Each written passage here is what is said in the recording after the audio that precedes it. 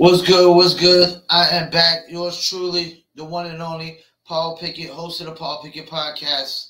You know how we do nothing but music, sports, politics, sport events, and more.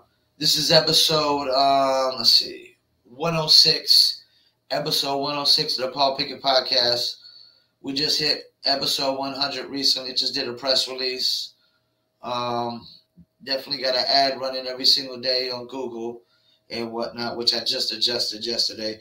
Don't forget this podcast is sponsored by Promo Palace LLC at promopalace.biz. If you need online marketing promotions for your music, your product, your brand, and your service, please check out promopalace.biz. If you're a dog lover, you're a cat lover, like t-shirts, hoodies, and sweatshirts with dogs and cats on them, please check out New Litter Apparel at newlitter.com. Also, for Shizzle, I got to shout out dizzlebrand.com. Just add ice, Dizzle on ice, step into the future, do your Dizzle. Dizzlebrand.com. Check them out. We got about a dozen recipes on there that you can follow. First, I'm going to pull up some NBA scores here. Pull up some of these NBA scores from last night.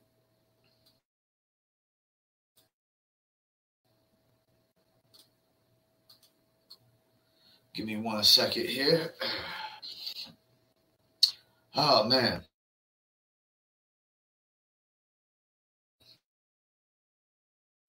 Game, heartbreak. Much to the Cleveland Cavaliers, who is a real solid team. Darius Garland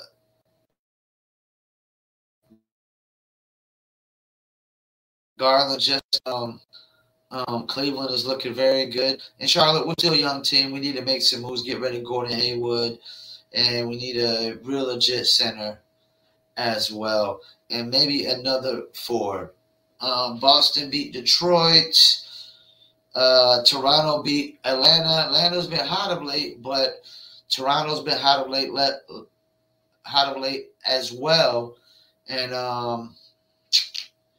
Toronto, Fred VanVleet just got his first All-Star appearance selection. Congratulations to him. Spurs did. Utah beat Brooklyn. Brooklyn is just really struggling. They're starting to plummet. New Orleans Pelicans beat Denver. I gotta pull this. I gotta see if Jokic was even playing. Like when I see games like this, I got Philly. I think that's and lost to OKC. Portland is just not doing well. Let's pull up this Denver. Let's see. You got 20-something points out of 3 players from the Pelicans. That's pretty much why they won. And I mean, that could happen every now and then. Let me pull up my standings here. We're going to go over Paul's power picks, the Triple P power picks. Let's see what we got going on here. All right.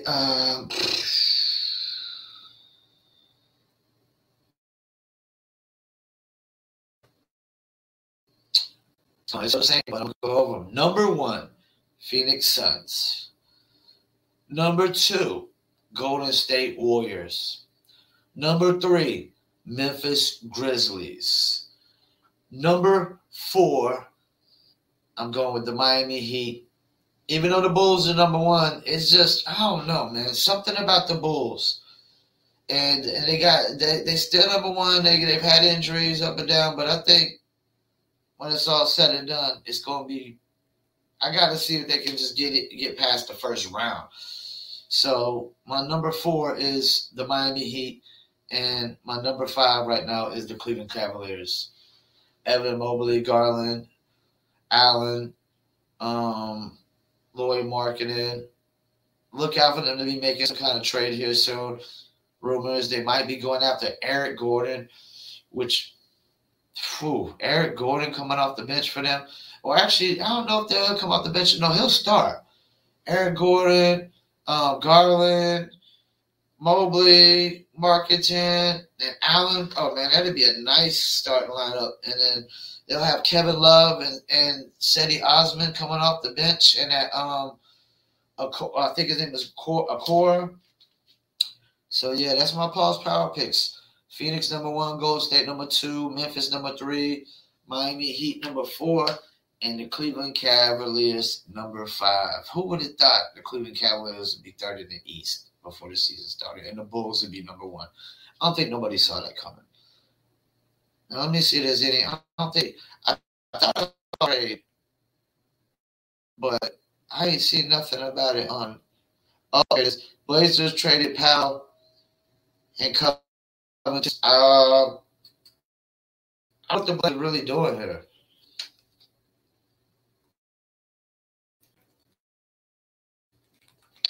They just got Powell last year. If I'm not mistaken, they just traded Simon Turner. Or maybe, but still, I think he has like a 4 or 5 year deal, and they just got him last year. I think this is a sign that the Blazers are going to be rebuilding. Definitely a sign they're going to be rebuilding. So they gave Norman Powell, Robert Covington to the Clippers, and the Blazers got Eric Bledsoe, who ain't going to do much. I mean, what is he? He's the third string point guard. Justice Winslow, he ain't gonna do much. Keon Johnson and a second round pick. I mean, they'll probably end up buying out Bledsoe, maybe keep Winslow and Keon Johnson. But for the Clippers, if Paul George comes back and Kawhi Leonard comes back, and then they got Robert Covington and Norman Powell, that could be a good look. Could be a good look. All right, let's go with some topics. I'm going to stay on the sports ones at first. Doug Pederson to the Jags. I guess it's okay. He won the Super Bowl recently. Carson Wentz had a MVP-like season with Doug Pederson until he got hurt.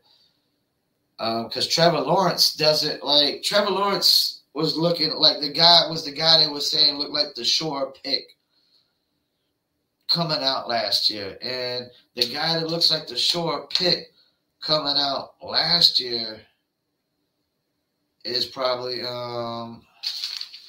let's see. Hold up. I don't know really, man.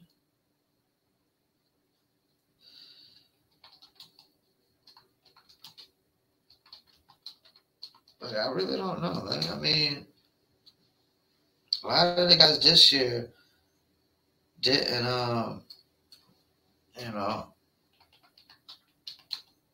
didn't really just show that they're,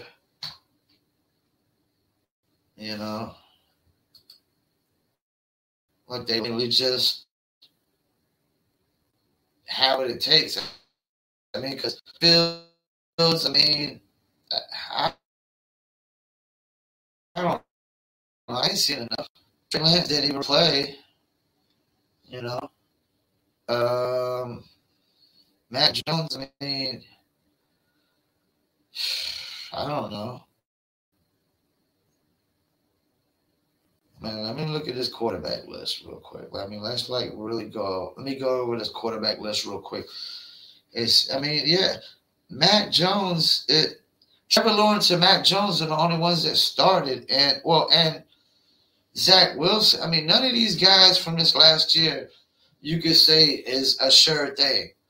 None of these guys. But look at Justin Herbert, Joe Burrows, Josh Allen, a lot of Patrick Mahomes. There's been cats coming out like Lamar Jackson, that looking like sure things out the gate.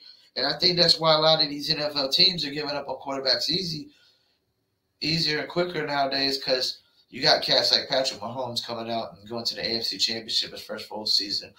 Joe Burrow's second year in the league, first full season going to the Super Bowl. Josh Allen doing what he's done, already short career in the league, Justin Herbert balling out like he's Lamar Jackson, MVP already. These dudes are coming in young, early, getting MVPs like that, Who else do we got here? I mean, Carson Wentz came in second year, was looking like an MVP. See, he had an MVP season second year.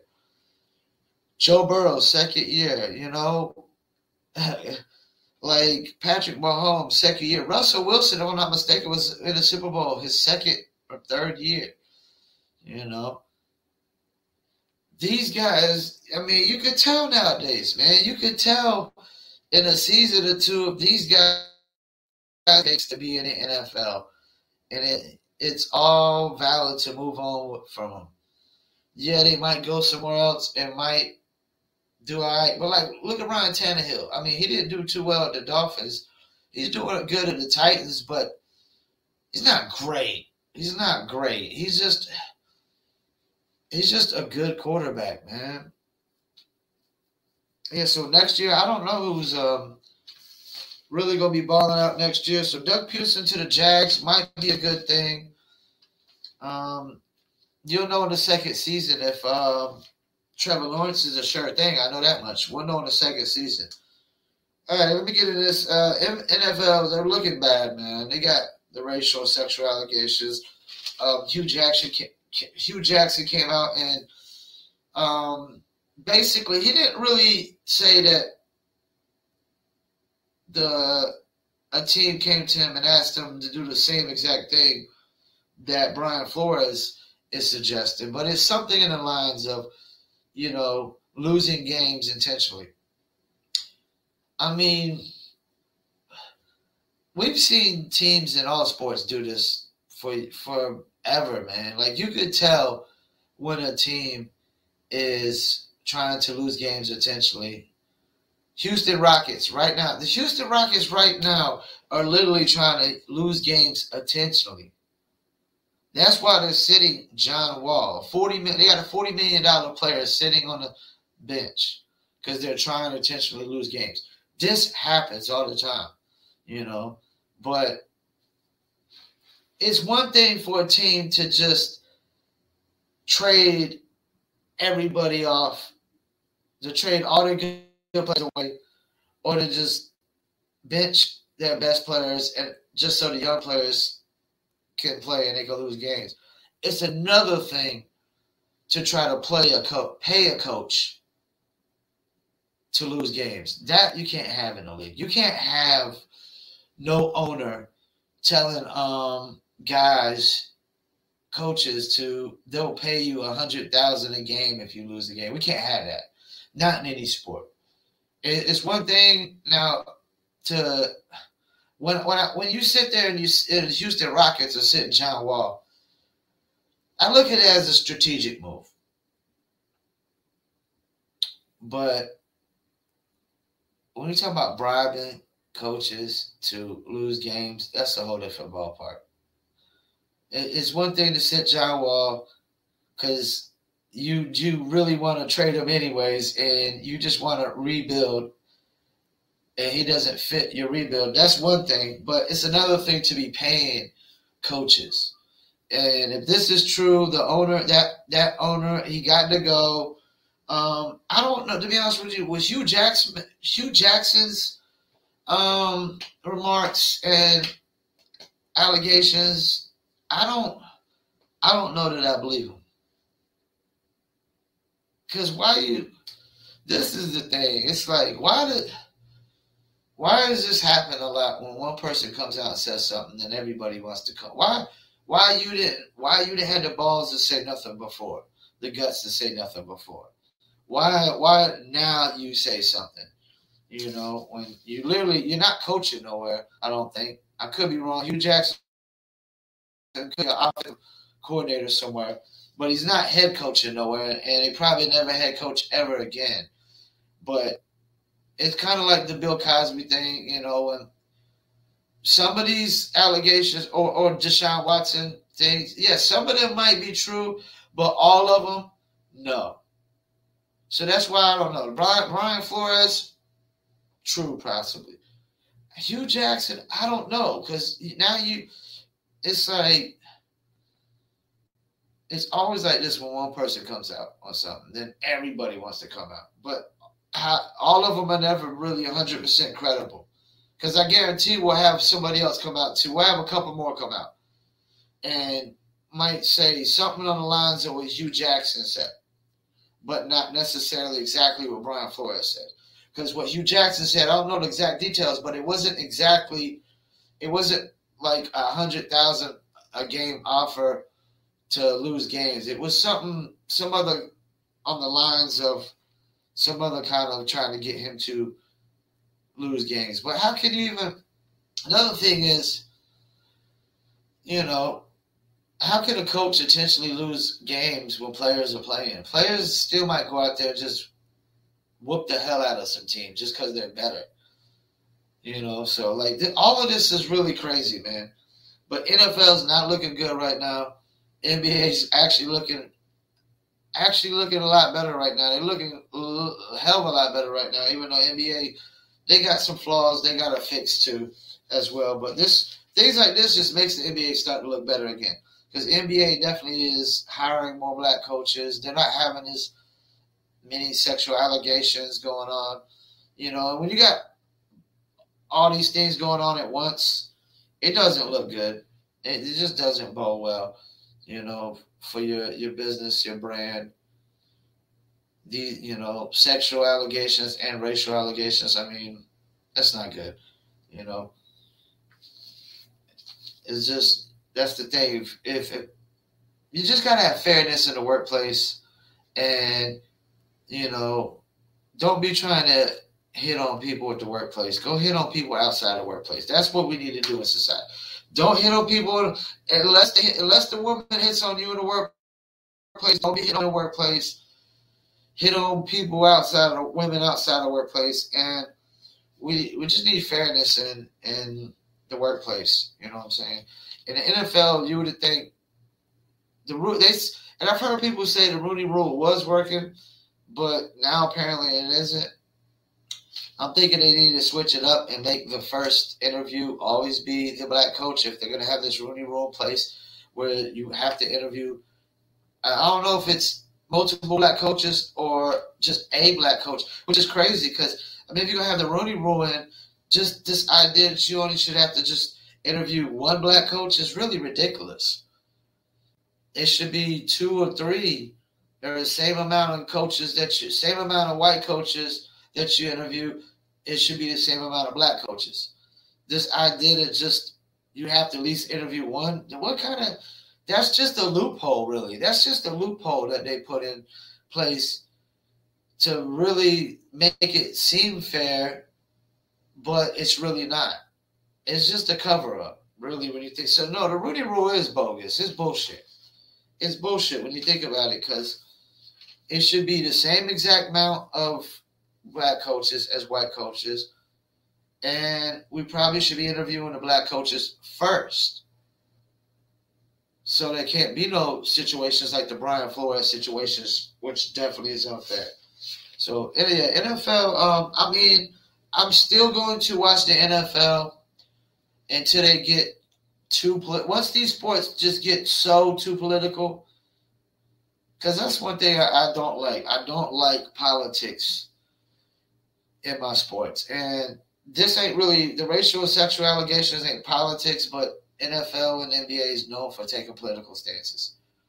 They're known for siding with Democratic leftist radical view stances, woke stances, which you give me too much of that, and you overshadow it with what the game is really about, and I have to stop watching the game. But for now, I still am a fan of the game. All right, let me get to this. This will be my last topic for this podcast.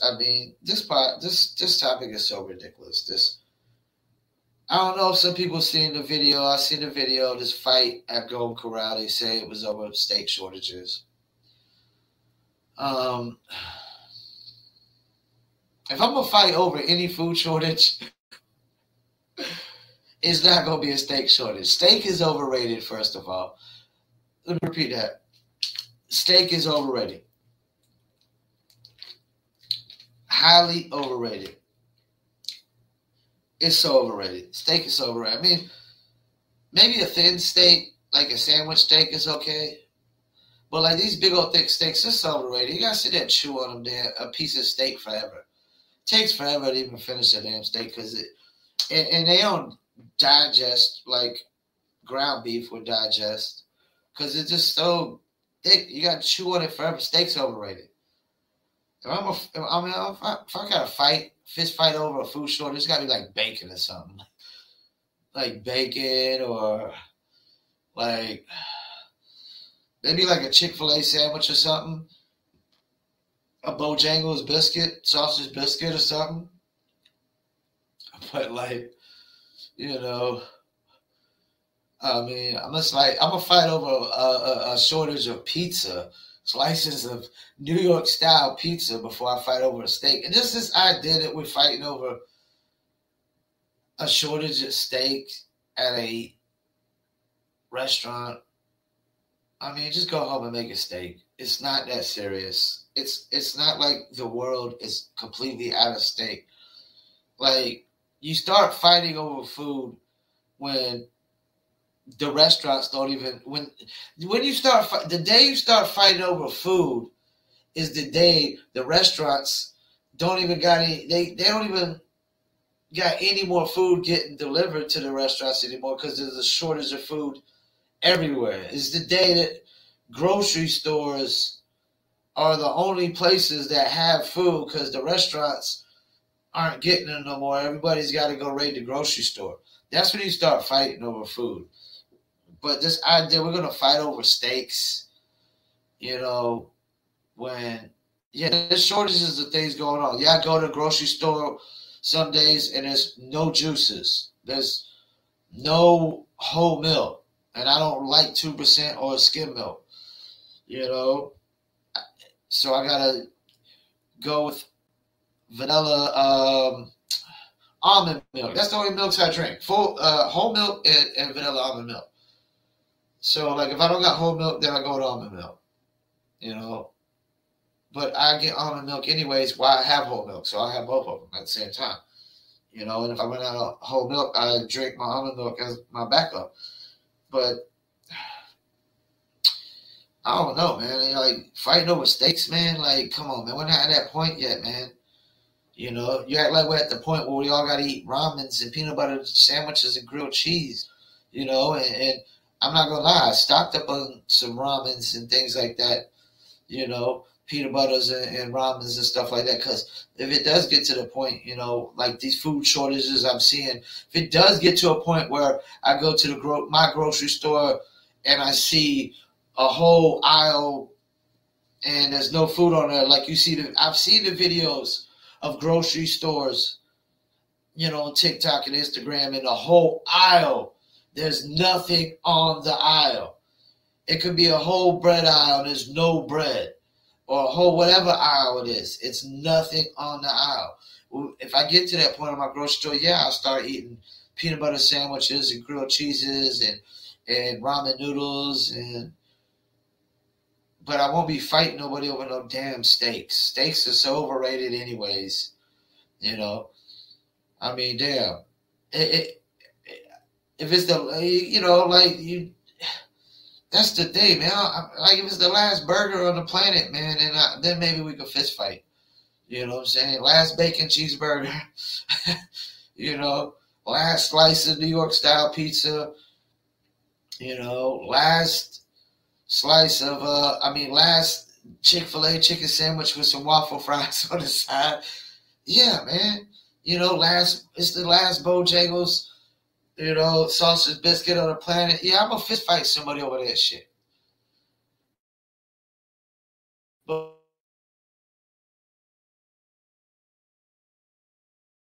we got that point that we should, you know, food in damn restaurants.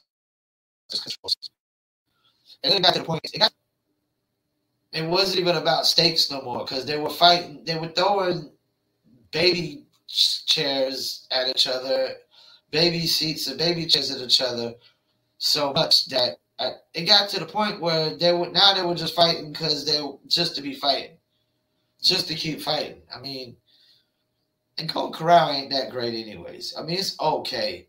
But I can tell you what, on my DoorDash, order menus. Golden Corral is not at the top of my list, man. It's not at the top of my list. Not, you know, I mean, yeah, if you go there, it's okay. They got a nice selection, you know what I'm saying? But fighting over steaks, man. I mean, how pathetic can human beings be that you fighting over some steaks, shortage of steaks at Golden Corral? That's like people fighting over a shortage of French fries at McDonald's.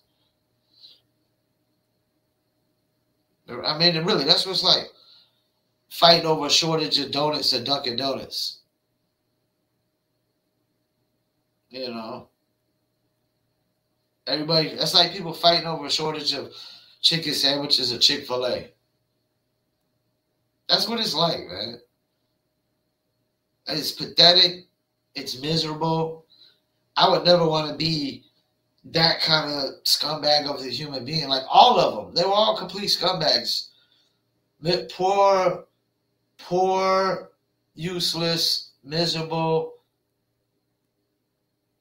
angry, fighting over pathetic ass shit, good for nothing human beings. All of them. I don't care if they were white, black, Hispanic, because it looked like it was whites, blacks. They were all pathetic, good for nothing human beings, man. I mean, really, like, they're good for nothing if you're going to fight over a steak shortage. And I mean, I've seen some pathetic things in my life, man, but, like, it's almost at the top of the list, man. It's almost at the top of the list. And to actually see, I mean, it was a full WWE Royal Rumble over some steaks. Stop it, man. It's not that serious, man. Steaks are overrated. People tell me, I always go for a good steak. Yeah, but it takes me 30 minutes to chew on one damn piece of fucking steak. There's no such thing as a good steak when you gotta chew on it forever, man. Maybe a steak biscuit for Bojangles. Steak biscuit. Now that's good. With some seasoned fries on the side. Fucking fighting on. Damn, man. Oh, man. That's like... Oh, man. I'm not even going to say it. I'm not even going to say it. I'm not even going to say it. Somebody might get offended.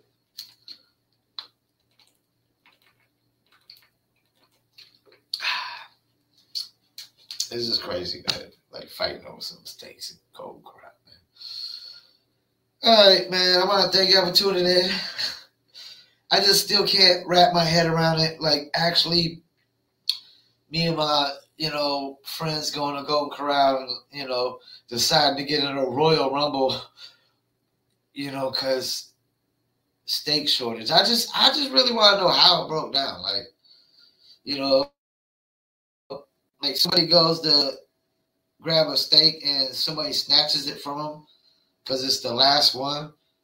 And then one table starts fighting with another. You know what I'm saying? Like, how does that really go down? How does that really go down? It's like when you go in the grocery store and you during COVID and there's a toilet paper shortage and you grab like 4 things of toilet paper and somebody comes takes one out of your cart and then y'all start fist fighting. I mean, damn, like, I'm not going to be that scumbag. I mean, I still got 3 left. I might say something like, yo, dog, don't do that shit again or get punched in your mouth. I might warn them, don't ever do that shit again or get punched in your mouth. But I'm not like, and how, like, fighting over toilet paper at the grocery store that nobody's bought yet is like, who are any of us to take ownership over the shit?